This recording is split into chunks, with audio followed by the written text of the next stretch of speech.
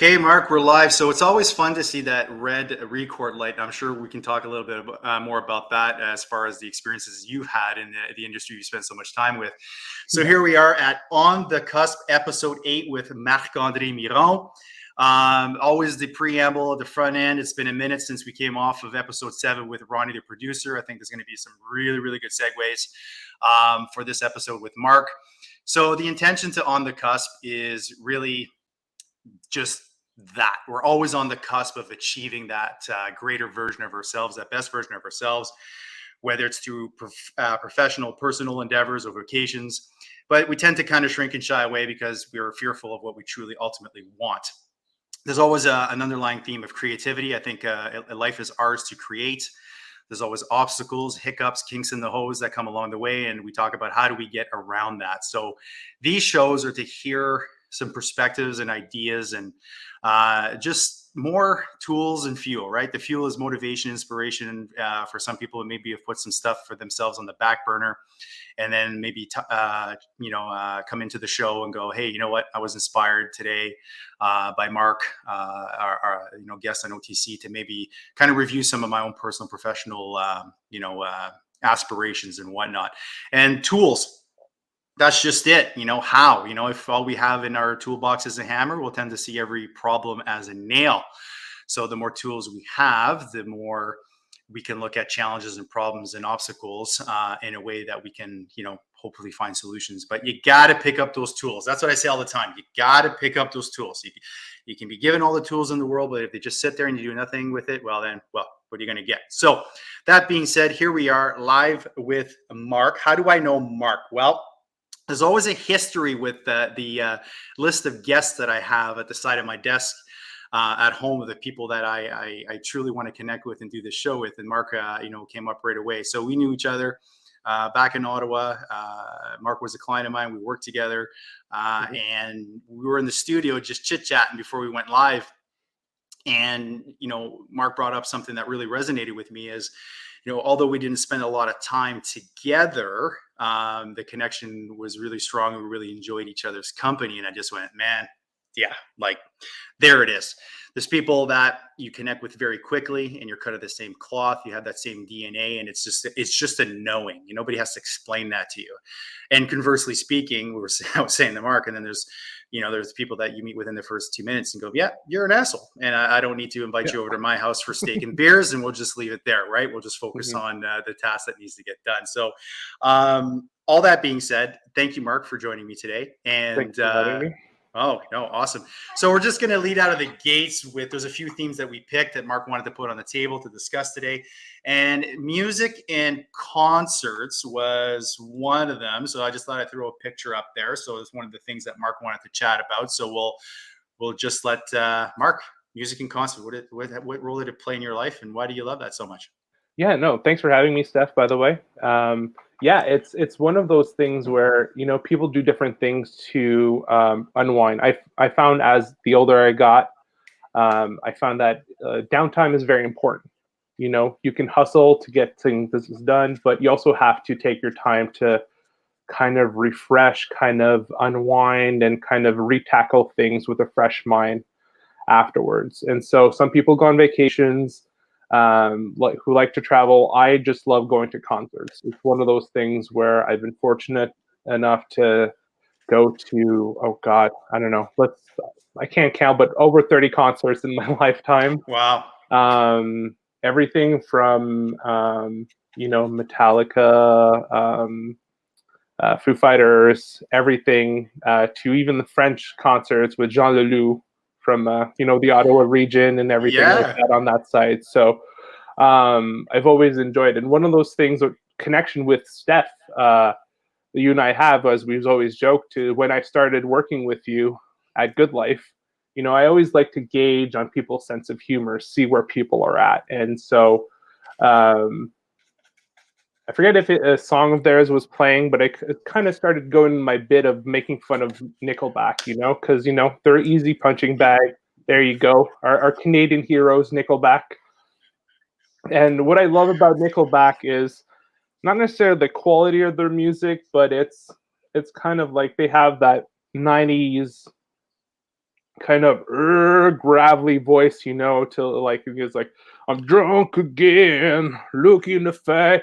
And so one of our earlier sessions with Steph is kind of like making fun of Nickelback, and I could see that he got the humor in it. He knows that I wasn't being serious, and it's kind of all that jazz. So, um, yeah. So I haven't seen Nickelback live, unfortunately. But That was one of my questions. I was saying, Mark, did you finally get around to seeing Nickelback? I no, but I'm not opposed to it, and actually, I wouldn't mind seeing them now because it's very.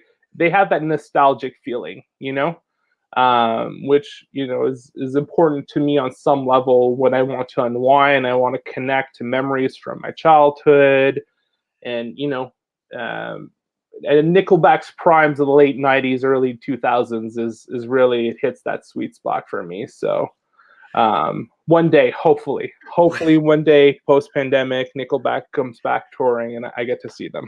Well, you know what? I'm just going to put it out on the table there. When you are ready, Mark, when you are ready, I think you and I should reunite and get ourselves a couple of Nickelback concert shirts and go see it together live. I think that would be just an absolute fun time. Count Done. me in. I Good. will I Awesome. will fly over to BC and be there in an instant.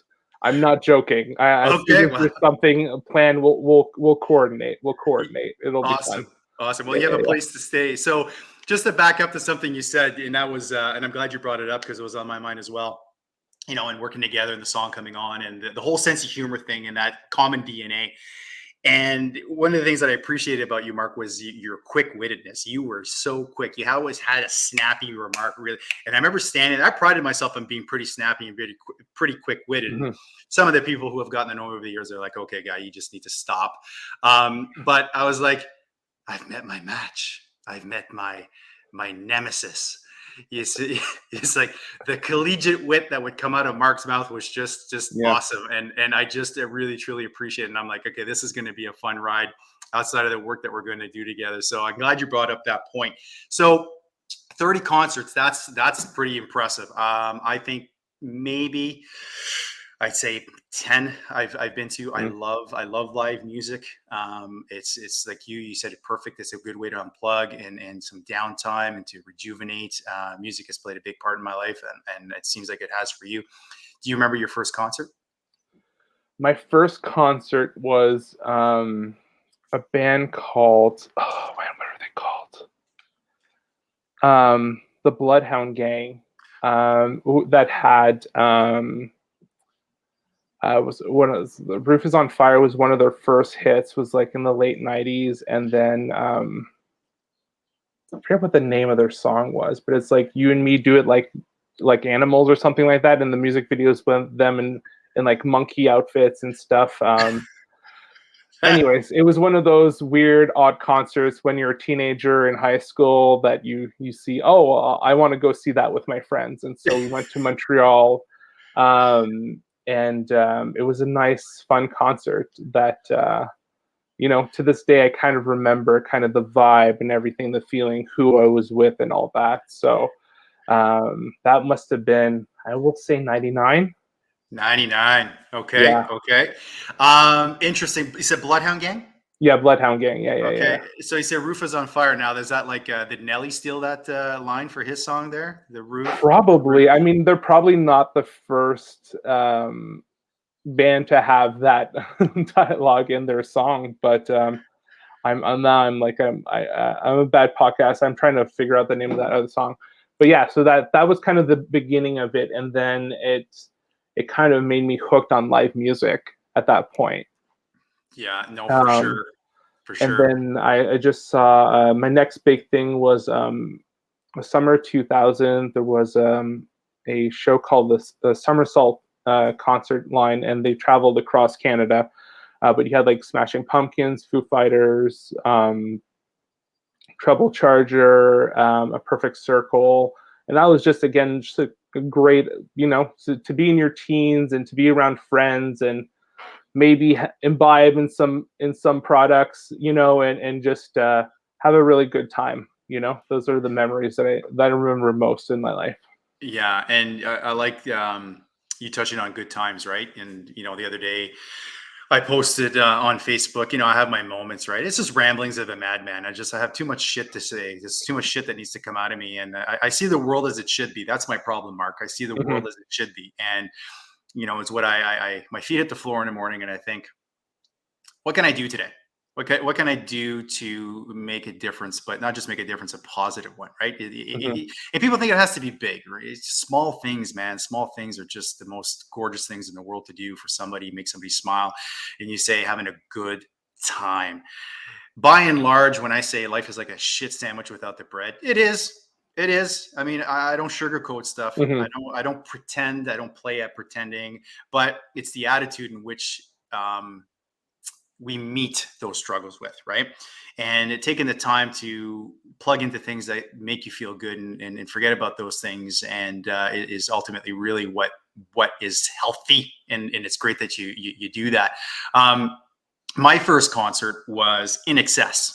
Oh wow. And yeah, so 16 years old. So this is going back, holy snap, maybe 88. You Hmm. do the math, just turned 50.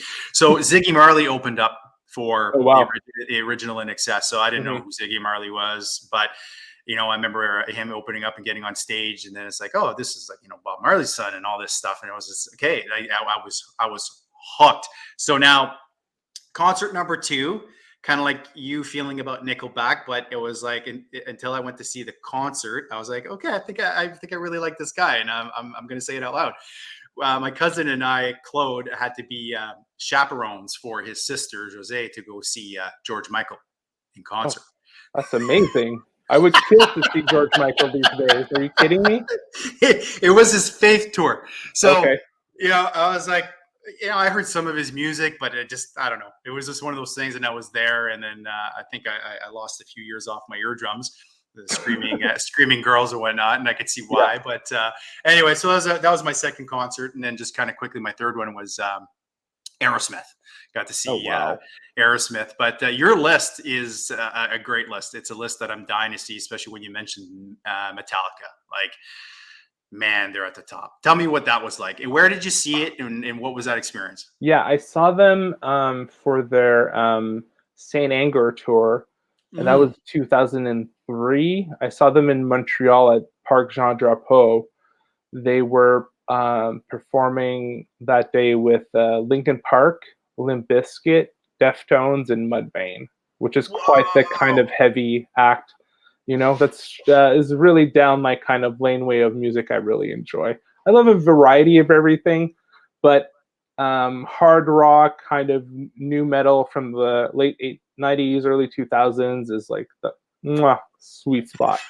Would Um, you say it's cathartic for you, Mark? That it music? is. It is. I think it lets me like kind of dial in and kind of connect and kind of release some anger that otherwise I wouldn't be able to because I kind of see the world in a certain way, and it's kind of I agree, it's shit sandwich without the bread, and so I hold a lot of anger most of the time. I've chilled as age progressed, but as a young man, it was very, very much full of energy and full of rage, and so to see Metallica was really fun. I did do the mistake of getting a piercing the day previously. Um, and so to go in a mosh pit at a Metallica concert with a fresh earring was kind of a mistake, but you know what? Still lessons learned, and you take that from there, and you just enjoy it. But yeah, it was a really fun time. And the thing I remember most about that concert is we were standing, a group of friends were standing next to a gentleman, and he had his mom there who was in her 60s at a Metallica concert, right in the mosh pit. And I don't think she knew what she was about to get herself into. And so we did lose track of them eventually, but it was kind of funny just to see her kind of like is not is it? knowing how to react. It's great to be on the outside looking in to witness just that naivety Yeah. in a person where you're like, all right, man. It's kind of like you're about to jump out of a plane and you're like, I think this was a good idea, but and then all of a sudden you're out of the plane. You're thinking, Yeah. I don't know if this was such a great idea, but then at the end, you come out on the other end, it was like that was the best thing I could have done in the world. And I appreciate again. There's that common thread. There's being cut of the same cloth around. You talked about like that rage, that anger, and that's why I went there about being cathartic with Hmm. this the kind of music that you listen to because it's very much the music is I like everything depending on the mood that I'm in or the mood I'm trying to elicit for myself. Obviously Yeah. if I'm trying to relax, it's not going to be, Corn. It's not going to be, Metallica. It's not going to be some of those, harder groups to listen to. Hmm. But training having been such a big part of my life, especially doing some critical lifts, you got to go to an absolutely dark place, and that wasn't hard for me to do because of the kind of childhood that I had. And the music, that kind of music, and your genre music that you were just talking about, was a perfect portal for me. Hmm. It allowed it's almost like my rage to dilate to a point where I can just let it just instead of being impeded, it could just flow nice and easy and clean.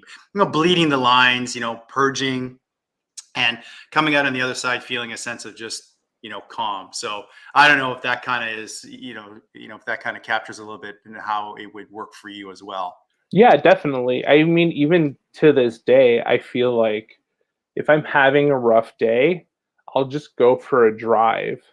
Maybe not so much now with the insane gas prices, but like earlier this week, I was just driving back home after a long day of work, 12 hours at work, and I just, you know what? It's just you're gonna butt heads with people at times, and so I just that actually album, the Metallica Saint Anger album, I just put it on the ride home, and it's just like you just you scream or sing along at the top of your lungs in your car. I'm sure some people could hear me, but I don't really care, and so you just it's a perfect outlet. And yeah, when I was training, when I was working out, I think it helps. I don't know what it is. It's a great motivator for you to push through things. At least it was for me. So Well coined. Push through things. And yesterday I was on my mhm, way to work, and my mornings start early with my work, and I do the same. I have my playlist. Depends on the mood, and you may snicker or laugh, but I was one of the concerts that I did see not way back when was Garth Brooks. And mm, absolutely, whether you're a country fan or not, I don't care. He is honestly one of the best performers out there to see. Like mhm. you want to talk about being genuinely engaged with his audience and caring about their experience. There's not many people who do it better than Garth Brooks. So I was feeling some things too, just the world and the state of the world and where I am in my life and things. And then just like, okay, there's things that I still need to achieve. And I threw on some Garth Brooks, and the song that I started with was The Change. And it's about the Oklahoma bombing. Okay. And so for maybe people who are listening in who maybe watch this at a later date, it really it ties into why I want to do these shows. It's to do these shows is not I'm out there intending to try and change the world. I have guests like you and people who are real and genuine, who care, who make a difference in the people's lives around them. Is to remind me that I don't want the world to change me, Yeah. right? And then there's a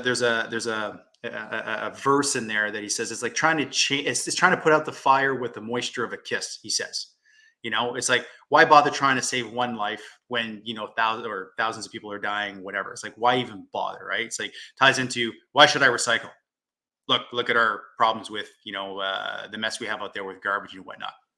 So, but it's really ultimately it's saying to yourself, I'm responsible for me Mhm. and kind of what I while I'm here on earth, the differences that I'm going to make. So the music part really is a great opener for us on this show, Mark, and just kind of like that whole aspect of what it means in our lives, and maybe music will tie in a little bit later with some of the other themes. So I thought might be a good segue to get into. Well, you left it kind of up to me, so I like to go maybe chronologically a little bit. Sure. We talked about music and concerts. Now you wanted to talk about helping manage your parents' retail business in Eastern Ontario. So I'm interested in that because I started out my work career in retail as well. So Mhm. yeah, what is that all about? Yeah, well, it's just mostly, as much as we'll get into my other subject, what I've been working mostly for the last 15 years. Um, there's a lot of good lessons I've learned, managing a business, for over 5 years consecutively. And so I've worked for my parents owned an electronic business just outside of Ottawa in a small town called Alexandria. And so throughout my life, I've worked for them. But at some point, they needed help running their business because they were getting a little bit older and in years, and things were getting a little bit more hectic as far as the work they're doing. So they have a retail business, and part of their business is doing work for Bell Canada. So they would do installations for Bell Canada for TV, internet, the spectrum of stuff. So there's a lot of interesting dealing with people in retail, and kind of the patience you have to have in dealing with certain situations that maybe you wouldn't want to deal with in other in other cases, but to maintain kind of a good relationship with their customer base. So I glad. I was hoping you would provide me with that. I could hitch my wagon to that last comment. So before I explore that, what age were you when you were helping your parents out? Well, I started in my early teens, Okay. but I did make a spell in my mid 30s to go back to help them for 5 years. Oh, okay. Okay. Very cool. Yeah. Very cool. So you talked about, well, retail is, I think everyone who's looking to start in the workforce should start with retail. Yeah. I think you end up developing some very, very important skills early on. One is to say, hey, do I want to make a life of this? You're probably going to say no, but to each his own. Yeah. Some people do a great job of it and it's their That's true. jam. Yeah. But for me, my experience in the few years that I did in retail was really swallowing a lot of my rage. I think what probably might be the underpinning theme to our show today. Yeah. And just seeing kind of where people are at in their sense of entitlement, not only in what they expect or just how they think that they can treat someone else and expect a red carpet treatment in return, right? There's that law of reciprocity that literally was not present there. So here's the question. Do you believe that the customer is always right? Between you and me, no. But do you have to act like they are? Yes. I think it's important to have a good relationship with your customer base, regardless if you think if they're right or not. So here, sorry, I do one thing about this show. Yeah. That mean to interrupt is we can actually put comments up on the screen here. You'll see. So this is Laura Drea. So I go way back to high school in Ottawa with Laura. So thank you, Laura, for that. Yes. Yeah. So we welcome comments as well because sometimes it inspires a kind of a different avenue in our show. So sorry, keep going. No, it's okay. I was just saying because I think, listen, the PR response is you want to make sure that everyone is happy, but it does affect also. I feel for a small retail business like we had, most of our business was word of mouth. So you have to manage the word of mouth that is going around, right? And so as much as you want to say no and just be like, deal with it, sometimes you just have to swallow the pride in the name of the business to be able to have a good reputation out there. I think one of the things I personally pride myself in, regardless if it's managing a business or it's working in film or just my friendships, is I value my word and I want to have a good reputation. Oh my God, oh geez. This might come from living my life, most of my life's being overweight and wanting to please people. But I think it's just important. It's the type of person I want to be at the end of the day. I want to be someone who will respect you. And I want you to respect me as well.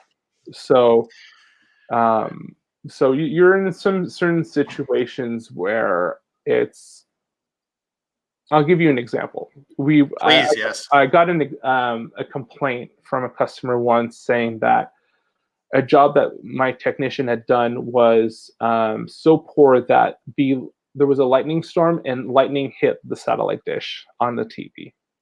How that's our fault, I never fucking understand. Well, it is your fault, Pardon my Mark. Sorry. language. Yeah, No, yeah. no. So, so I had to go and like inspect everything and see like where the damage is and what they wanted to do. And at the end of the day, they wanted a piece of equipment that's like $500 to be replaced. Being diplomatic and going to see everything, the lightning never hit their house. It never, but there was no sign whatsoever of any electrical surges or anything like that. And in fact, I could tell that someone dropped water on this receiver. Uh-huh. So it's getting into conversations with customers and not straight out saying, hey man, you're lying. You're just trying to get a fast one to get like us to replace something for free. Yeah. And eventually you kind of negotiate a lower thing to kind of make all the parties happy, regardless if in your head the whole entire time you're like, you're lying, you think I should be believing you right now. Like there's just a long list of stuff that is just, you got to swallow your pride and kind of just. And I was hoping you provide an example because I was going to ask you for one, and that really helps out the content of this show. I mean, people who have known me over the years, especially even now, I mean, I do a lot of leadership training, and it's my passion. That's my jam. And they'll see me in a certain context because I always believe in going to my balcony before I speak, before I react, because I could be raging, and I have the strongest filter on the planet. And I tell people that because what comes out of my mouth versus what I'm actually thinking are so misaligned. And, everyone will be like, oh, it would have been nice actually if the lightning struck you.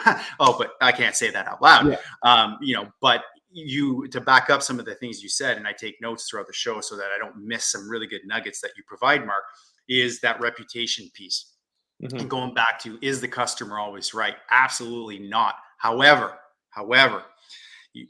reputational risk, your personal brand, two things that I am so passionate about, and I'm always on my soapbox saying is it takes a lot of work to achieve a certain kind of reputation where people want to collaborate with you, work with you, but it just takes a moment to just have it all fall away, just like a game of Jenga, in a moment of where you're losing your shit on someone, and then they're the word on the street, like you said, it's word of mouth. The word on the street is this. So when I've been confronted over and over and over again, because I've worked with thousands of people from retail and moving into being a busboy to waitering to bartending and to being an account executive for a cellular company, to getting into what I did for the last 20 years as a strength and conditioning coach, and then so forth and so forth and so forth. And I'm going to kind of ask you what you think about internal clients versus external clients, because there's the two. Yeah. And some people are very surprised when I highlight those two. I go, how you work with your internal clients directly affects how things look with your external clients. And I speak all the time about reputational risk, and it's to be able to go, you're not right. You're so way off from being right. But how do I not only salvage this scenario in a way that's with grace, that we both walk away in a sense with what we both want? Yeah. And that takes an enormous amount of self-discipline. Not many people have what you have. Not many people, have that ability to take that internal deep breath. It's like, I love movies, and I'm sure you love movies too. And then oh yes, it's sorry, I'm just random with thought. Everything for me in life is a movie or a song, and it's the truth. And when in Sherlock Holmes with Robbie Downey Jr., where he visualizes everything he does about before to do. he does it. Yeah, that's a good analogy. Yeah, that's my brain. Yeah. But the thing is, I don't execute on that. Yeah, exactly. You're like, I could do all those things. I just choose not to. Yeah. Choose not to. Yeah, I'm going to go the Disney route. So that's I'm glad you brought that up. So internal clients. What do you think about internal clients and managing those relationships as far as, reputation, trying to get a good product out the door? It doesn't matter what, it might be a segue into what you've been doing for the last 15 years plus, but what does internal clients mean to you, and what's the importance there? Well, I'm not too sure what you mean by eternal clients, but I'm assuming it's like people that you've already worked with and you kind of keep within your circle. of Yeah, clients, it's right? your internal team, Yeah, yeah, internal yeah. clients, internal Okay, team yeah. within your organization. Um, yeah, I feel like I try to surround myself and deal with people that are like-minded, you know, and that will have the same values so that I can trust them to make decisions along the same path that I would take. I don't necessarily have to micromanage or anything like that to be able to please these internal clients. So, um, but I do feel like they're easier to deal with. I just feel because you've dealt with them multiple times perhaps, and so you get to know how people will act, what they will need and stuff like that, and so they're easier once they're in your circle of people um that you have to interact with a lot, or that you deal with a lot, that and then they kind of everything just kind of emanates from there. um and so hopefully if I've done my job right, um there'll be good reputation, and then everything else will just kind of expand from there. I like that. Emanate and expand from that. Two great words to describe that. And obviously you've been responsible for leading teams, right? Mhm. In your lifetime and whatnot. And so that's where I was kind of going with that, with internal clients. And having been a leader in several capacities, and even now what I do is, how do you ensure that your internal clients, what do you do on a daily basis when you're leading teams for internal clients to make sure, the word I use, Mark, is I look to establish harmony, Yeah. harmony within a team, within a group, that collaboration piece. And everybody has got different ideas, different perspectives, different feelings, different opinions, and all that Mhm. good stuff. What's your approach to maintaining harmony so what emanates is not a foul smell, but some, potpourri instead? What Yeah. are the kind of daily things that you would do? um well, it's just I like to surround myself by like-minded people. I think that's where it starts. And this leaks into my film work for the last 15 plus years as a producer. Is I will hire teams of people that are like-minded. We're not necessarily um, close friends, but they're people I can trust. I think it comes down to trust more than anything else. And so um, from the get-go, I can just, if I can trust you, then it's a lot easier to make sure that you do your job the way that I need you to do your job. And it's never really toxic. We could bump heads, we could have difference of opinions, but I know that at the end of the day, I know that our wavelengths are the same, and so I could trust you to make those decisions that I need you to make, which is very important, especially in film. When you're producing a big project and you're dealing with tens of thousands to, I mean, on bigger scopes, obviously millions of dollars, um, you need to make sure that there's not going to be infighting. You're dealing with a lot of personalities, so if you can try to get everyone on board who are very similar as far as personalities goes, then that's great. Oh, and that's perfect, right? And that's hard, right? It's people, my little my I say acronym, or so BDL, building, developing, and leading teams. That's Mhm. that's kind of like what I'm truly passionate about. And quality takes time is what I'm heard saying all the time. Quality takes time. You want to try and cut corners on quality, you're always going to get a nicely polished turd. That's just how it goes. And it ties into, obviously, with your work. We'll get a little bit more into that with the filmmaking and all that good stuff and creating. So you use the word trust. Okay. So there's a word that's thrown around a lot in different ways. Trust me. Ooh, it's like, trust me. Anybody says trust me, it's just, I'm walking away. Yeah. Um, so again, Simon Sinek, if you're not familiar with him, Simon Sinek, he came on scene some years ago, a TED talk, brilliant, just through, I drew three circles on a big, you know, poster board, Okay. and just said, hey, is, do the why, find the why and the purpose of what you want to do, and fostering environments of trust. So fostering environments. How do you know? Question for you to a person who would lead teams to me is, how do you know you have that trust within an individual or team? How do you know? Through experience, really. Um, as a team leader, I tend to bring on the same people from project to project. And so um, if something happens on a movie that or any project really that I do not agree with, and I see kind of like, okay, no, his decision making maybe isn't as the same wavelength as me, then I'm not going to bring you back to work on the next project.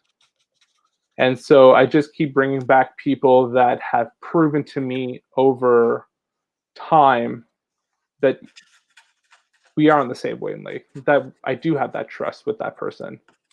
And if one of those people after a while makes a decision, it's not like I'm going to cut them out immediately, but you might have to regain my trust. So um, I've always been a person who's valued trust almost above anything else. I need to trust you if I'm gonna be working with you, be friends with you. I don't have time for toxicity and I don't have time for bullshit. So I kind of just like, it's not a one strike you're out type of scenario, but it's kind of like, you can, as you said before, it's kind of like you can tell within 5 minutes if someone's gonna be problematic Yeah, yeah, or and not. So and you provided me with a lot of good stuff there too, and that's where experience comes in, and that's where age comes in, and having turned 50 about 3 weeks ago, um, a few things to mention here is I remember one of my clients. I was training the whole family, just some general fitness stuff, and I remember her name was Patricia. Sitting in the backyard, a lot of times you become very social and you get close to some of your clients along the way. If yeah, you've got that same DNA, and she said, Steph, wait, I was in my early 30s. She said, Steph, wait till you get to your 40s. It's an amazingly beautiful thing. And I'm like, 40s, I don't know. I think I can hold off on that. I'm happy where I am right now. And I go, mhm. what do you mean? What do you mean by that, Patricia? And she's like, well, they're the fuck you 40s.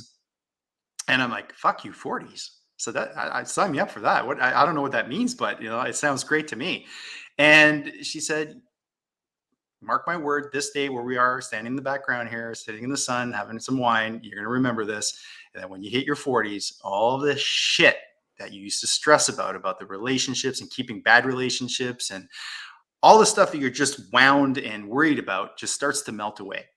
And it couldn't be truer. I remember when I started, I crossed the line into my 40s. Mhm. It became that experience. And I'm sharing that because you said, within 5 minutes, it's like as we age with the experience that we have with people and time in an industry, the wick gets shorter and shorter and shorter. Yeah. Right. It's like, boom, okay, done. I'm moving on. It's kind of like the first Matrix. I always use it as an example where they capture, no, they capture, they save Neo, they pull that little friggin' robot worm out of his belly button, which I was like, Yeah. that's creepy. And then they're like, hey Neo, you've been down this road. Do you want to go down this road before? And Mhm. that's my life in a nutshell. I oftentimes I come to a crossroads. I go, been there, done that. I'm not revisiting that at all. Yeah. But I call that proof of life. It's not what you say, it's what you do, it's what you demonstrate. And Mhm. if I'm going to trust you and I'm going to want to work with you, like you speak deadlines, obviously you got some heavy deadlines and we can talk about that if you want to with film, is turnaround time. I tell people a big part of your personal brand is your turnaround time. If I'm going to say to Mark, I'm going to have that to you by Friday, I'm going to strive to have it to you by Thursday. Mhm. Why? Because I want Mark to go, I want to work with Steph first above everybody else because I can trust that he's going to deliver. So I call that my proof of life when I look to collaborate and work with people. Yeah. Now, I don't know about you, Mark. I'm quick to carve out people out of my life who, personally or professionally, if that proof of life isn't there. I just, like you said, I just don't have the time. Yeah, I'm a lot quicker these days. And as someone who did just turn 40 6 months ago, I totally get the whole um I was calling it the fuck 'em 40s. Basically, it's kind of like I Same, have no same. time for any bullshit from anyone. And it's not to say that I'm perfect. I'm still a human being. I make mistakes, and I am grateful for people who have patience with my mistakes and stuff, right? But and I take that into account as well with people. But there's certain mistakes that happen over and over and over again, and you recognize the pattern, right? Yeah. It's a pattern that you can recognize, and it's kind of at that point you choose to, hey, do you want that pattern of negativity and of like you said about deadlines? If I work with someone and someone never gets back to me, let's say I work with a composer on the movie, which has happened before, where you have to chase people down to get stuff, and they never bring everything they need to on time, which then has a ripple effect with everything else on a project.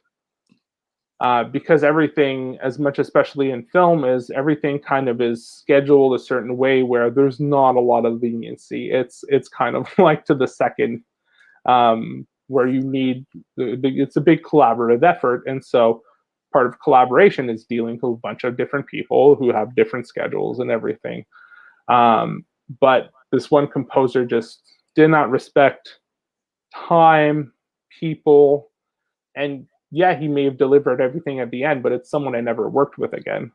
So Mm-hmm. it's people are allowed to have bad days, but I think a pattern of certain things that I don't have the time for that anymore.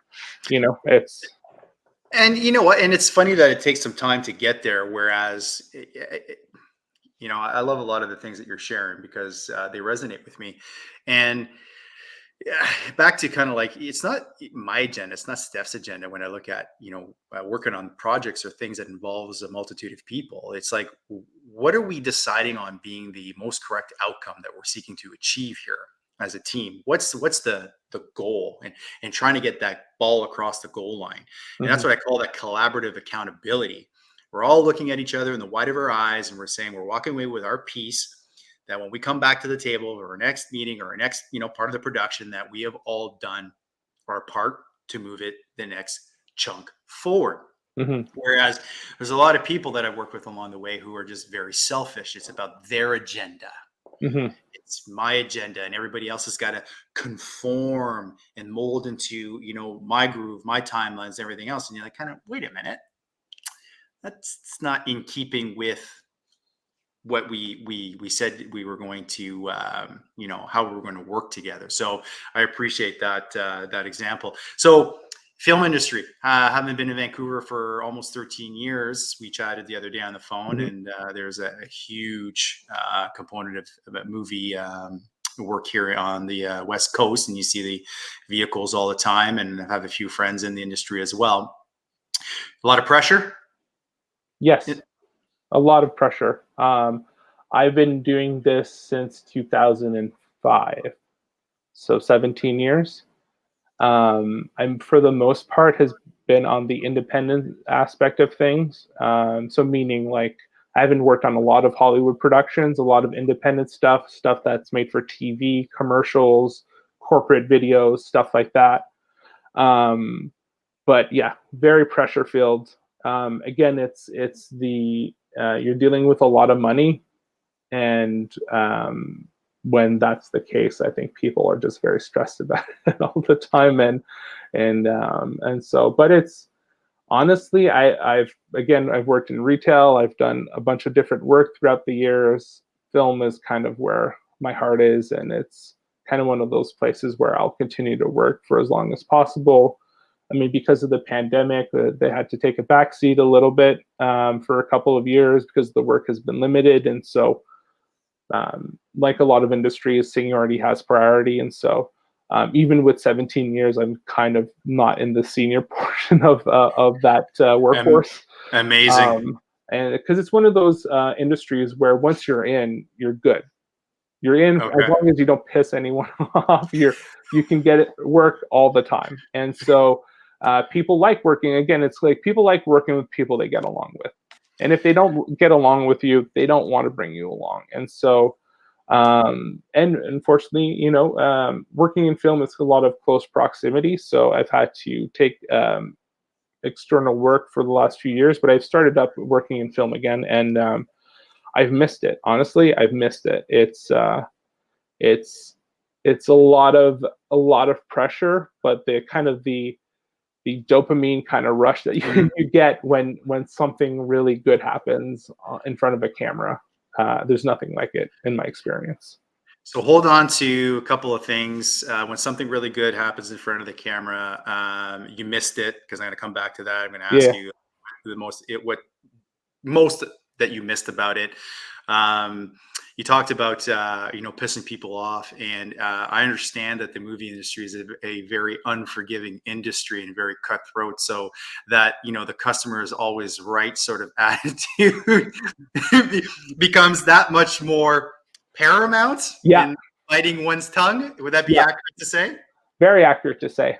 Yeah. And if you don't, then you better be around people of seniority level who feels the same way as you. So, so you stand there, you look behind your shoulder, and everybody's gone. You're like, oh, this gonna be good. Versus people have your back. So yeah. yeah. So yeah, there's a lot of self restraint for sure. But the thing is, I don't know. That just polishes a good level of professionalism if you're able to do that, right? Oh, And for sure. and I've told people this along the way, and anybody's watching this show, they'll nod their head. I don't take anything personal. I honestly don't. And people are shocked at that. They go, "Come on, you must think." I go, "No, I really. There's nothing you can say to me that's going to piss me off.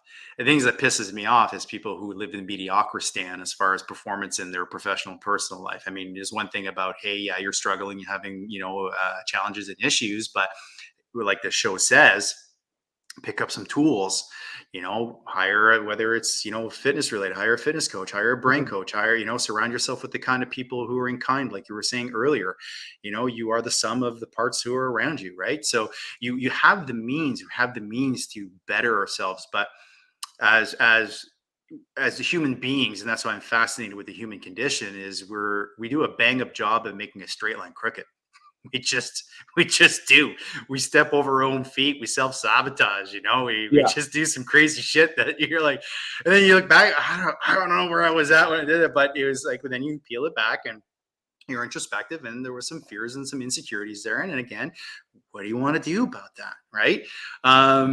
So back to that dopamine hit. I love that, right? That's just kind of looking at the basic biology of how we're made and how we react to things. And so, what did you miss the most about the movie industry? I will say two things. One, being around like-minded people. As much as I've kept communication with friends and coworkers over the last 2 years, there's nothing like being around a group of people and just shooting the shit or just having a good time. You know what I mean? Yeah. And I know we're all getting back into quote unquote a normal life again, but it's one of those things where I just miss being around people. And I'm an introvert. I most of the time I don't want to be around people. I will do my best to try to avoid being around people, but being on set and being around like-minded people is nice. It's I've always said with my girlfriend, like sometimes we make plans. Might bitch and moan about going to do those plans, but once I'm there actually doing the plans, enjoying them, I'm actually having a great time. I don't know why I was bitching and moaning, but it's part of my kind of introvert personality. Well, sorry, go ahead. No, no, no, Finish your no, thought. no. Well, I was just gonna say, and the other thing I missed about it is seeing people's performances. I feel like I'm kind of one of those people that I wear my heart on my sleeve. I'm very empathic. I'm very kind of like, if you're having a hard time, I could feel you having a hard time. You know what I mean? And so to see actors perform in give certain performances sometimes, and yeah, I'll be behind the camera and I might have a tear roll down my face. If it's really good, that's the kind of stuff I miss. I miss kind of connecting through performances with people. And yeah, it's slowly coming back, and I'm happy about that.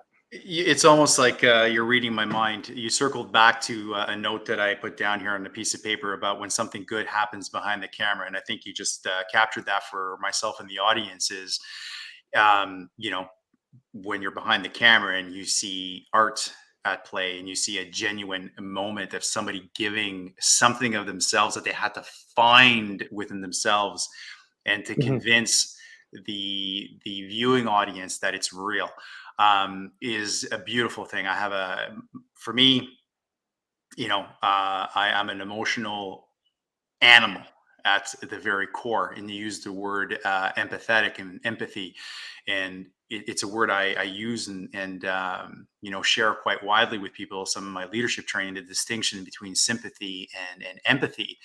And I remember, and I love origins of words. For me, I like to research stuff. It's like you hear a word or you read a word in a book. I listen to audiobooks a lot, and I'm like, oh my god, I can't drive and write something down at the same time. So, I try to make note of it. And I remember looking up the word empathy finally.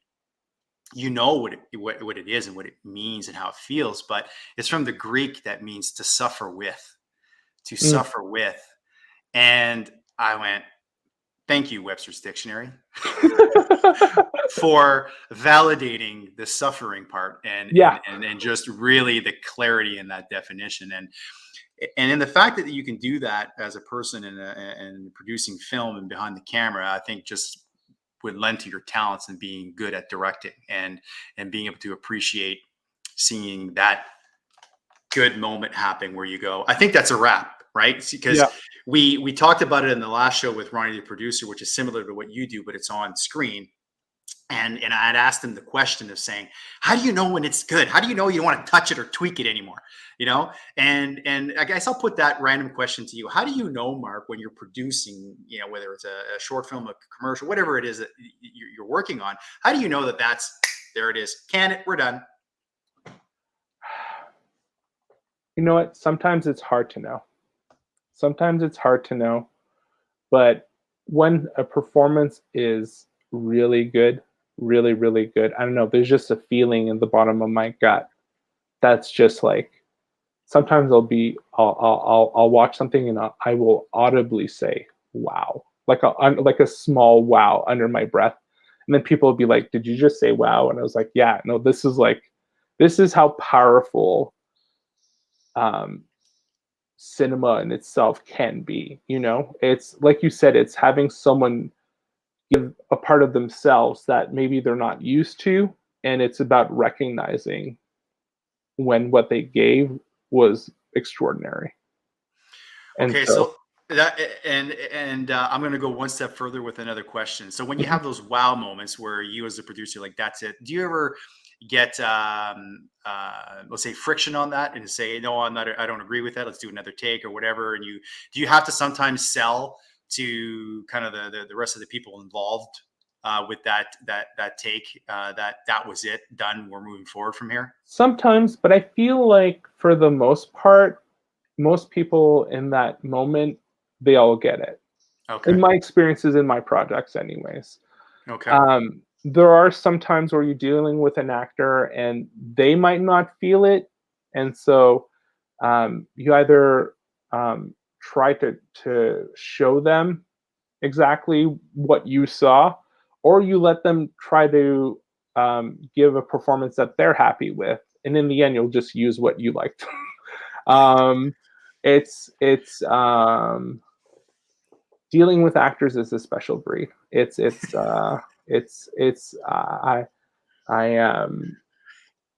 I don't listen, and I come from a background of acting. I acted in high school and university, and I'm not a good actor by any means. I found my talents were behind the camera more than in front of. But I think it's managing personalities is what it comes down to. What we were Mm, talking about. It's it's okay. So if you say you feel you've gotten that wow moment, and if anyone around you doesn't feel like that, well, you manage their personality. Can you just be like, I hear you. Let's try it again, just in case. What a lot of people on set will call a safety. Let's just get a safety, just in case. oh, okay. Okay. Um, and that I think alleviates a lot of people who might not be feeling the same way, kind of like, okay, well, he's listening to me. He's gonna do another one. You know? Oh my God, man. What you just said has just got me so amped inside. And that's why you are a gem of an individual person. And I'll tell you why, because it's important that you know why, Mr. Marc, Okay. is that consideration, that inclusiveness that I call it, to be heard, to be listened. You're not trying to placate someone. You're not trying to, oh, I'm just going to appease you or placate you just to kind of move things along because I don't want the confrontation or the conflict or the humdrum of this all. You actually are hearing the person, you're validating them, and you're saying, hey, all right, let's do what you call a safety. I didn't know that's what it was called. Let's do a safety and give you an opportunity for you to walk through it another time in the way that, you know what? That's leadership right there. That's really outstanding, stellar leadership right there. Because most people who are like, we don't have the, you could say, I don't have the time. I don't have the time for you, and just move on. And the person's like, great. This person doesn't give a rat's ass about me and who I am and my creative genius. Because we're all creative geniuses in our own mind. Now Yeah. you brought up something, managing personalities. I Yeah. want to touch on that for a little bit because, Sure. man, damn, did I have to spend, and I still do. I still do. Yeah. And like you, I'm sure I've had to work with every personality type you can think of, and I've always been fascinated with psychology. I spent a lot of time in sports psychology and working with people, either general fitness or, SWAT, tactical fire, you name it. I worked Hmm. with the professional sports. They're all just people. Doesn't matter what it is that they're doing. I don't care if you're an NHL hockey player. You're a person. Yeah. They're feelings and with the same structures and, DNA, all that good stuff. Same things going on in their lives and whatnot. And to manage all that. And I would often look at my schedule, the day at the end of my day, and I go, what's going on? Who am I seeing? Who's on my schedule? And I'd be like, oh fuck, I got those two tomorrow. But the show Yeah. must go on, right? Exactly. Yeah. The show must go on. So, I greet all of my clients with the same, enthusiasm and fervor as everybody else. And you manage that, because what I was always focused on was that person's goal, the Hmm. goal that we decided in that consultation to say, this is what we're getting into a contract together for. So I'm putting those things aside. So did it, along the way, I mean, did it take some time to develop and hone that skill to manage different personalities? Definitely. Yeah. I think Yeah. it's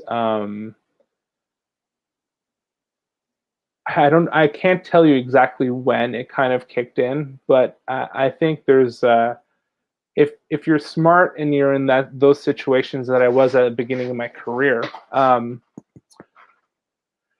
you kind of start noticing that, like you said, people have different goals, people do different things, but we all have to work together. And so, what's the best way of dealing with people without placating them or just kind of like brushing them off or whatever? And so, but I feel like I've had a kind of that mentality pretty early on in my career. I think maybe after 1 or 2 years of being in the film industry, I kind of picked up on that and kind of decided that's how I wanted to deal with it, you know? Yeah. And it's great that you were able to, I mean, navigating those waters and becoming somewhat of a personality chameleon and being versatile and knowing to pivot in a moment. And like, I know who I'm working with right now. Okay. So I'm going to align myself with what I call your behavioral style. Mhm. I'll talk a little bit more about that in a second. Is there a certain personality type that is the most challenging for you, and why? I have mine. Yeah, I will. Pardon my language, but they are people that my friend coined SIFs, self-interested fucks, and so Writing that it, down. yeah, it's people that really are, they don't care about the common goal. They are all about themselves. How is this impacting their lives, their performance, their work? And they don't really care about what they are doing and how it affects others. And so you have to try to, because the film industry attracts a lot of different personalities, you're going to have a couple of those on every film sets. For the most part, they're actors because, I mean, they have egos, and for the most part, rightfully so. But It's very interesting. It's dealing with those people. You really have to, in my experience, kind of deal with them away from everyone else. So you deal Okay. with them away, and then you bring them into the circle. I like that. I like that. And That's um, that's smart. That's very smart. I feel like my experiences, anyways, and everyone will leave those experiences feeling better for the most part. Yeah. And there's that Um, experience thing, right? You measure your results. You go, so many times I go, okay, that didn't work with that person. That didn't work with that person. So clearly I'm approaching this the wrong way. And then you have these aha moments where mhm. like you highlighted there, um, with those individuals like, oh, well, every project needs a good one or two narcissists, right? I mean, there's Yeah, no fun without a good, a narcissist in the mix. And and those, yes, actually yeah, those people you do have to pull aside and give them the stage and that attention and not create all this other drama outside the drama you're trying to create on film. yeah. Um, and so I appreciated you sharing your most difficult, I guess, personality type to deal with.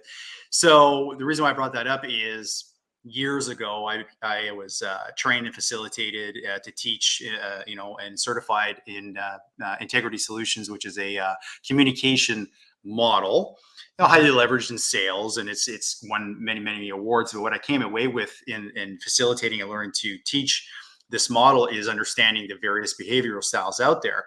And having done this course for a week in Nashville was very interesting because I already stepped into it with already a lot of my own self development, with having been a strength and conditioning coach and all these different types of people.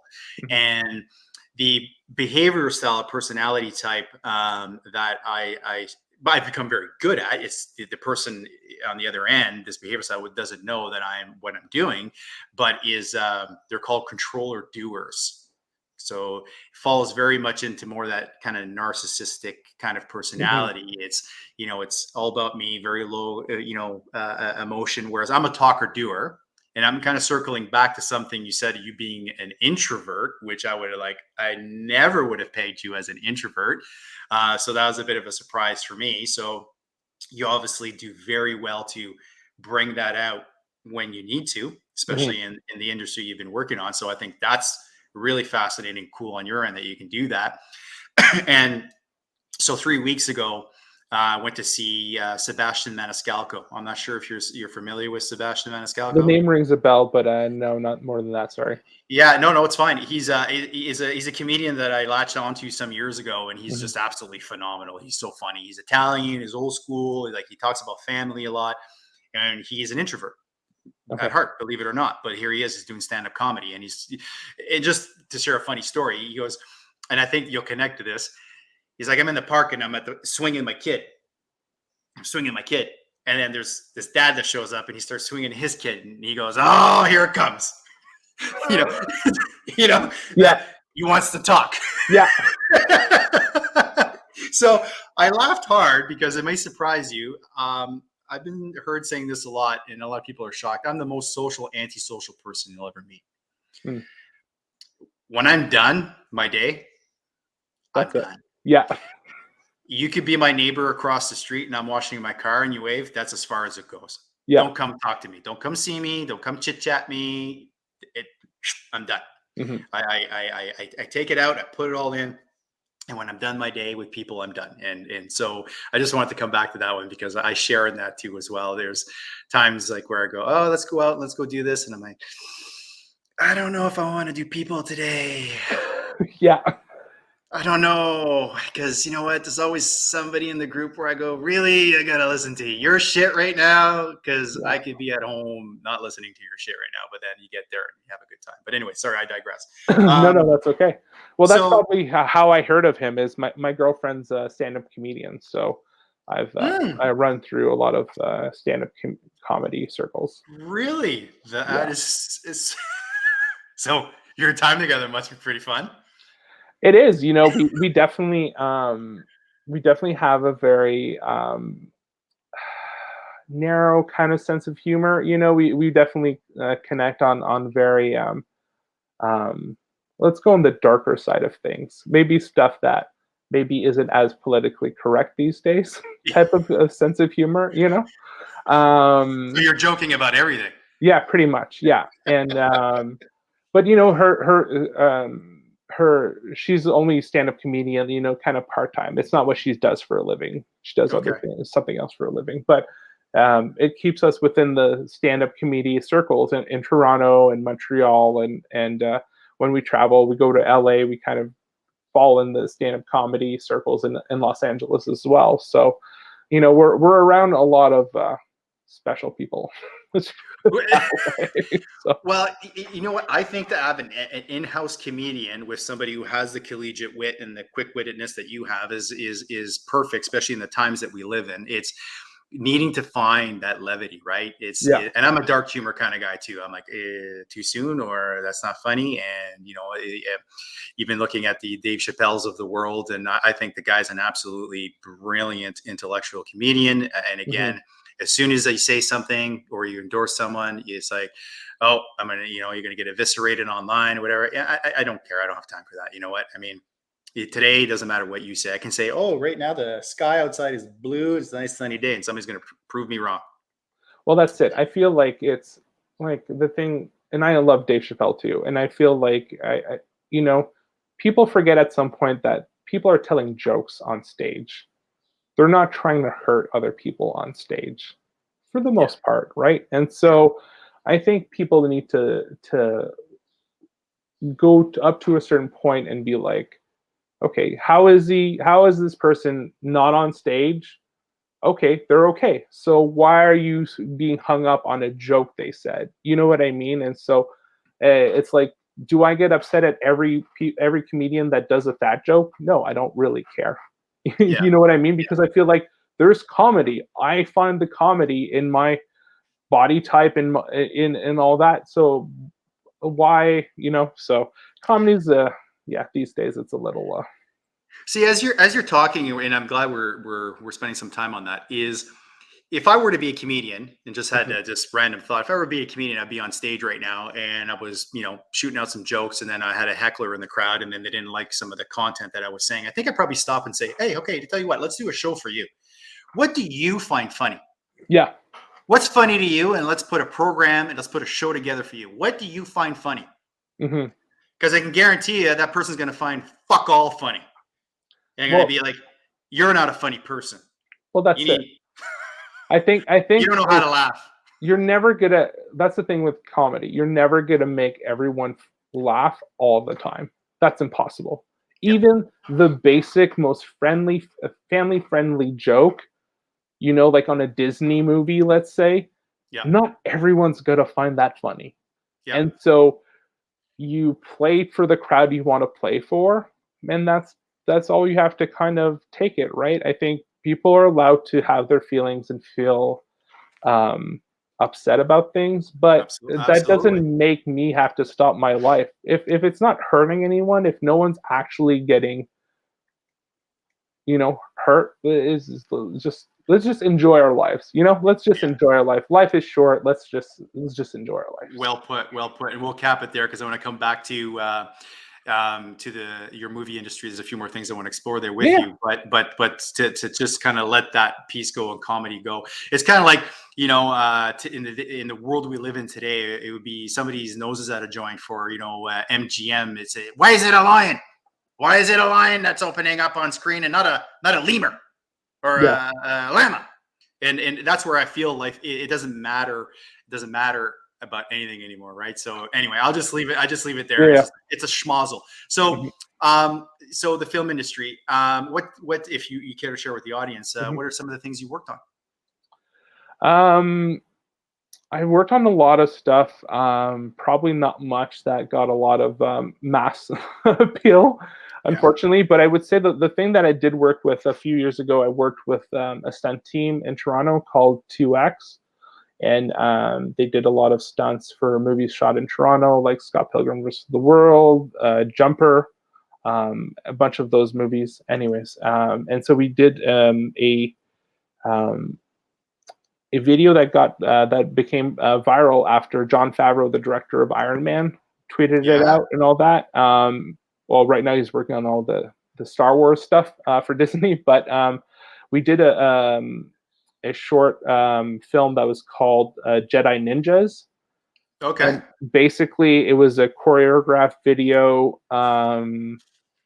that basically it is what it is. It's Jedi's fighting, but like as ninjas and stuff like that. So it's a lot more dynamic fighting that you would see normally in a Star Wars movie.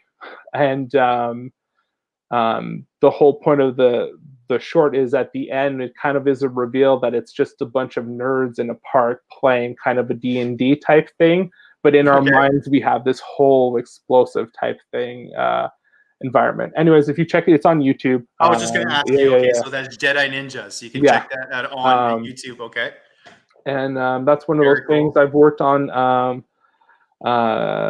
Feature films that have gone through a lot of festival work, but festival movies are just kind of one of those. If you're not at a festival, you might never see it because distribution. There's so many streaming platforms these days and everything. It's all lost in the sauce for the most part. But yeah, it's been a variety of different things. So the last movie that I produced was called the Corner of Chaos and Serenity, Okay. and that won a few awards and went to I think 15 film festivals.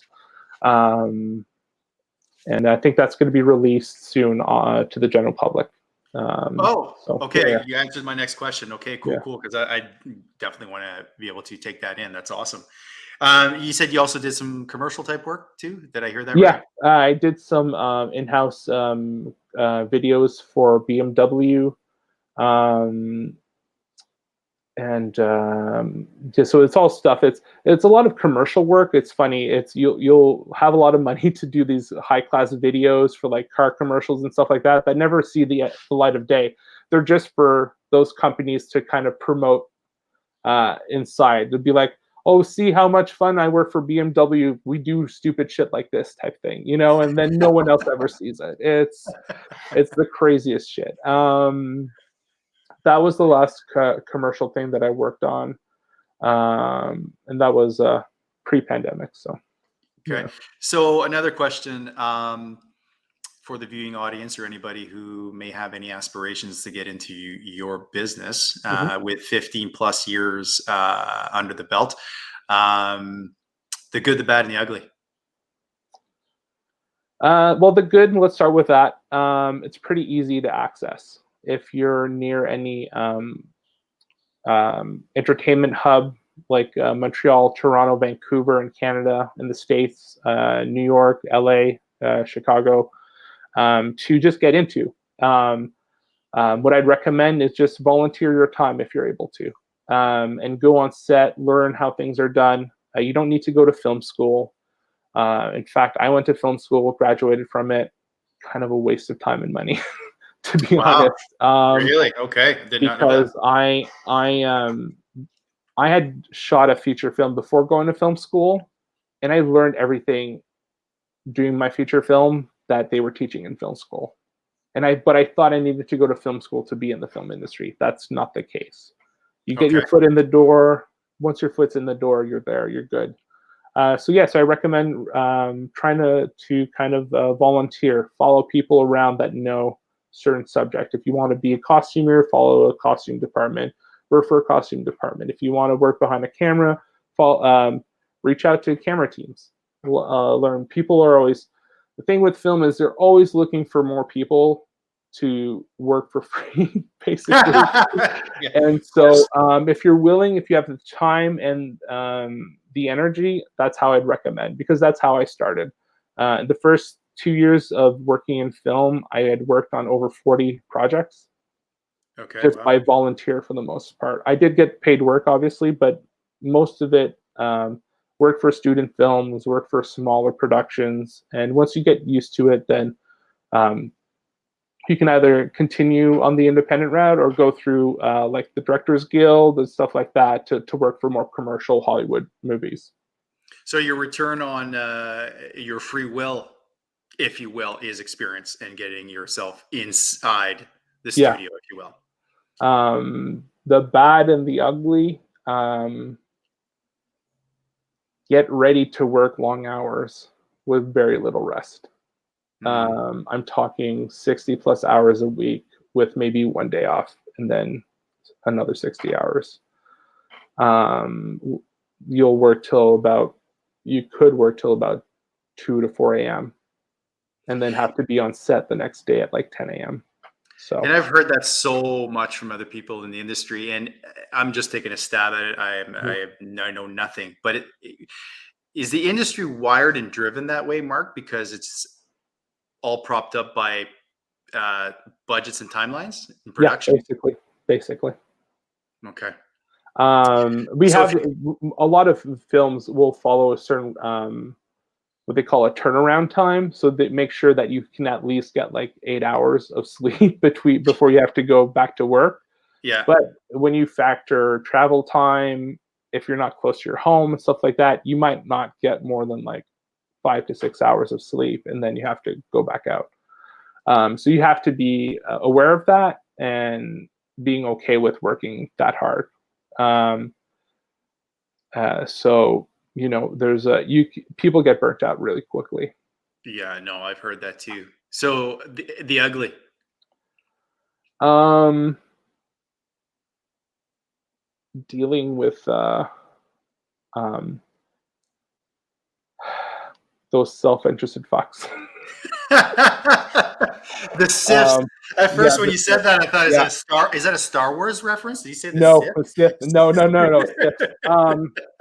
Because depending on the bigger the production you are, you're dealing with bigger stars. Not Mm. all big stars are like that, but there's a lot of bad ones. I've heard, seen firsthand, dealt or heard secondhand of like people getting fired because you looked at someone the wrong way. You can't really help that. There's, as much as you can be the nicest person and be out of the way, if someone higher up does not like you, is having a bad day, whatever the reason is, and you do something that annoys them, you could be gone. So this is almost like the Devil Wears Prada kind of Yeah, scenario. With it amazes me, every time I hear stories about that industry and just some of the things you've just cited, I go, come on, yeah, it's got to be something that's got to be fiction, like, or more importantly is, how is that allowed? How is that even permissible as a culture? And as well as, how do you get any shit done? If you're constantly, if I look at somebody the wrong way and then bing, I'm gone. So then you got to replace that yeah. person unless there's a lineup a mile long to replace that No, well, position. sometimes there's not. I mean, we're starting to gear up again, and so there's a lot of productions going. So there's a shortage of people needed to work in the industry. But I also think at this point, people are just tired of it. And after 2 years of reassessing people's lives, they're like, I don't want to deal with that bullshit anymore. But yeah, it comes down to, if a studio has invested millions of dollars in a person, if it's going to be between that person they've invested millions of dollars into, or a little Joe nobody that no one knows, who they're paying an hourly rate to, they're just going to back the person who they've already invested millions of dollars into. Mm, But those are horror stories, right? That's not the right. general case of the film industry, but that's just the ugly side of it. The ugly side of it. Yeah. Yeah. And thank you for the handling the 3-pronged question there. You said something else that I liked there a few seconds ago, is the last 2 years and people reassessing their lives. Wow. Like, as soon as you said that, I was like, a big gong went off. And I think there's just millions and millions of people who are in that bucket, who are been rowing, to the same drumbeat, in reassessing their lives and looking at the shortage. Like you said, is so many industries that have shortage of people, like the restaurant, entertainment industry. You look at the construction industry, which is the industry that I'm in. There's going to be no recession there. I mean, there's nothing but work in the Yeah. kind of the work that we're involved in, but we don't have the bodies. We don't have the people to meet production. Yeah. And I think I'm always a silver lining guy, right? As the glass is half full. I mean, there's been times where I've been down in a dark hole where I go, fuck the glass and the water in it. There's not a drop in there. I am not listening to Yeah. anybody's, guru mantras and stuff. I'm not interested. Done. And that's okay. You crawl into your hole, you stay there for a while, but I'm always, when I'm ready to, to peek out and to take the bull by the horns again, then, I need that time. But these last 2 years have definitely pushed people deep, deep, deep, deep into some holes. And a lot of people have lost a great many things along these last 2 years, which is a real tragedy for me. And I empathize, back to that word, I empathize with a lot of these people. But the silver lining is, I think, and I hope that anybody would, watch this show or conversations, or if it inspires conversations after, is forced to take the time to reevaluate, Yeah. forced to take the time to say, what's really important? Was the grind that I was a part of before really making me happy? It's like Gary V. I don't know if you know Yeah. who Gary V Yeah, is, I do. right? Yeah, I follow him. Yeah. Yeah, Gary V. And I love the guy because, like, what On the Cusp is trying to emulate is just being honest and real. And if you don't like it, that's fine. If you like it, great. At the same time, I'm not here on the air to really try and appeal to anybody. And Gary is as authentic as they come, Hmm. and he just says it like it is. And I think it was a few weeks ago, I was seeing one of his posts, and he was talking about friends and people he knows who have a 9 to 5, and they're only making $60,000 to $70,000 a year, and they're happy as fuck, compared to some of his friends who have millions and millions of dollars and everything at their disposal, and they're just miserable, just absolutely miserable. So, um, what I'm getting at here, Mark, is I hope in the last 2 years, for as dark as it has been for some people, that they've taken that gift to reevaluate what they want to do with their lives. Yeah, that's what I'm hoping. I mean, personally, that's what I've kind of done, is just kind of think about it, and that's why I'm still working in the film industry, right? Because all the bad side stuff aside, I think the positive stuff outweighs it. So for me, that's worth it. Um, and yeah, the film industry can be very lucrative. Let's not kid ourselves. When you're working that many hours, you people are making $100,000 or more, and they're just laborers. They're not. I'm not talking about the stars or anything like that. They're just people working their job either as a grip or an electric or camera, costume, whatever, right? So, and you have a lot of downtime. You can work on a TV series that'll work 8 months of the year, and then people take those 4 months and go on Oh, okay. vacation. You know what I mean? To Yeah, kind yeah, of yeah. refresh and recharge that battery. So, um, Okay, so so there's an opportunity within I mean, your nose is to the grindstone, obviously, for that 8 months, yeah, and there is no life outside of that time, pretty much. and you're dedicated and committed to that. But on the other end of that, the light at the end of the tunnel that motivates you to keep grinding is, I've got 4 months coming up where I can just completely unplug. I can go take in 30 concerts if I want, Yeah. and just get that. Okay, so that's good to know. That's positive, right? I mean, and even at those lower, I wouldn't say, well, lower level jobs, I guess I call it the rank and file, if you're not considering stars and people who are Yeah. sort of at the top, that at least the compensation is good. So that's good for anybody who's maybe listening or entertaining, getting into um, your industry, because setting expectations is critical. You know, it's Oh so yeah. critical, and that's what this show is about. When I talk to different people like yourself or Ronnie, the producer, somebody else, is like, what can you expect um, getting into a certain type of industry, right? Hmm. And versus sugarcoating it. Oh yeah, man, it's all shotgun and sunglasses to be a cop, or it's you know, Yeah. it's all red carpet and whatnot, and then it being prepared for the good, the bad, and the ugly, if you will. So as we're sort of rounding the corner here on episode 8, I guess there's a kind of a few other questions I want to throw out there Hmm. as we sunset here. Is answer them how you want. Obviously, is kind of what's next for Mark. What do you have your eyes on? What matters most to you, and kind of maybe a final message to our viewing audience. Sure. Well, personally, I'm working on completing a couple of movies that I've directed, written, that kind of been in the can because of the pandemic. So my goal is to finish those by the end of the year, and then have those to hopefully get more work.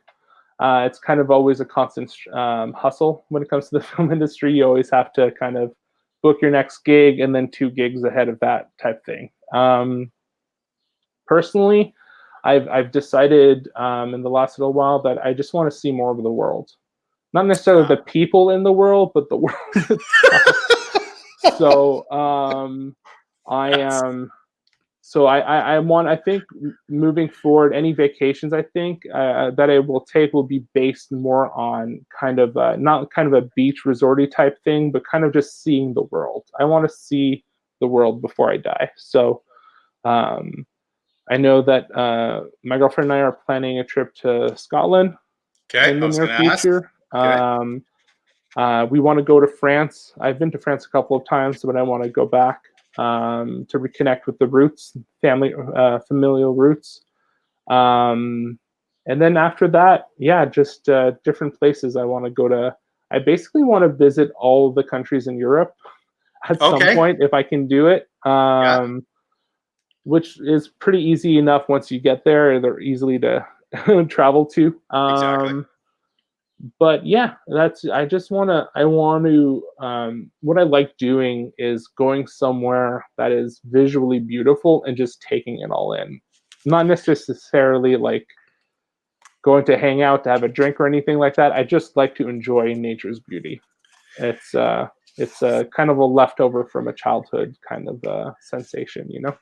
Well, I'm happy to hear you say that that's a goal of yours because one of the gifts that was afforded to me in my relationship with my wife was I was a late bloomer to travel. I didn't do any travel. I started traveling at the age of 37, and she was seasoned, has been to Europe and went to school in Europe and all that good stuff. And the amount of traveling I've done since 37 is, I guess I liken it to your concert Mm-hmm. roster. Having gone to Thailand, having gone to Cambodia and Hong Kong and all Oh of wow. Vietnam, and seeing different islands of Hawaii, and we've done road trips that are like 16,000 kilometers long through the U.S. and just seeing so much. And when you happen upon some of these places, you literally think to yourself, this exists, and Yeah. why didn't I do this sooner? Mm-hmm. Because for fuck's sakes, it's here. It's right there. Yeah. It's just had to take the time, right? So Yeah. I'm delighted to hear you say that because I think that's probably one of the most fulfilling experiences in the world is to see also how other people live. That is what I've always taken away from my trips. Whether being in Cambodia and looking at the history of Cambodia and talking to locals and just taking that in, and where you go, well, this is a time where I can only sympathize with you. I can't certainly empathize with the plight that some of these countries have been through, right? You Mm-hmm. start to realize just how fortunate you are. And so outside of travel, anything else? No, really, that's only I'm looking at, you know. I feel like between getting back to picking things back up in film, you know, and travel, that's kind of all um, fortunate. My partner and I, we don't have any kids, so you know, we don't have any of those duties or expectations to take care of. So Yeah, makes it easier. it makes it easier to travel, do those things. So um, but yeah, that's as far as I pretty all my goals really deal with either film or wanting to travel at this point anyways. Yeah. um but you know, that's where I am in my life, you know. I think what I will say to get back to the questions you were asking, kind of like a message for the viewers or anything, is I've been fortunate enough to have a support system in place to be able to follow my dreams. I mean, going into the film industry can be a little difficult, but regardless if it's going into the film industry or anything else, I will say there's no time limits as far as to following your dreams, because the Hmm. amount of people that I see in film that are starting to get into film and they're in their 40s, they're in their 50s, it's just something they've always wanted to do, but they never went around to it. So it doesn't surprise me. I feel like there's ample proof enough out there that if you truly want to do something, you can. You might not know how to do it right away, but figure it out and follow it, because I feel that's very important. Life is very short, and why live life if you're not going to want to follow through on your dreams? So You just provided this episode with the ultimate gift. It's what I always hope for in the conversation as we go through the journey of the show. Is you just underpinned and provided the anchor to what these shows are all about. And when you said there is no, I think it was a time limit to your dreams. yeah, A time limit to your dreams. I pondered on that one very quickly, and I think that's what I think about the most for myself every day. Is there's no shelf life. I mean, unless one moment we're walking and talking, the next we're an object, right? To yeah, quote Fight Club, right? So it's true. So you're walking hmm, and talking, the next thing you're an object, meaning, unfortunately we pass, we all do. That's just a guarantee we all have, right? Because yeah, at the end of every chess game, both the king and the pawn go back in the same box. That yeah, works. It's a great equalizer. So there is no shelf life to your dreams while you're still walking and talking. And to remind yourself that, maybe we have let go of things because of stresses and responsibilities and obstacles, and or even our own fears and insecurities, or even people just getting in your face telling you can't do it, like those sifts, hmm, you know and for you to provide the audience with that last message, I think, is probably the greatest takeaway of the show. And I thank you for that. And on top of that, I want to thank you for spending this time with me on the cusp for oh, no episode problem. 8, sharing the things that are important to you, important to us. We have a lot of commonalities there as well. And I will hold you to our contract, Mr. For Miron, sure. Yes. for Nickelback. So if a Listen, date comes up, you see it, you call me up and we'll we'll make do. that happen. Sounds And good. I look forward to it. It's we'll social media the shit out of that one. yeah. You know what? We might live stream the event so that everyone could have as much fun as we will at the time. Okay. If that's even possible. Yeah. Exactly. We'll Well, find Marc, a way. well, Marc, thank you so much for your time. I'm humbled, and Okay. nice to reconnect with you. All the best. And hopefully we can do this again sometime soon, but otherwise let's just keep in touch. For sure. Thanks again for having me. My pleasure, Marc. Bye. Take care. Bye-bye.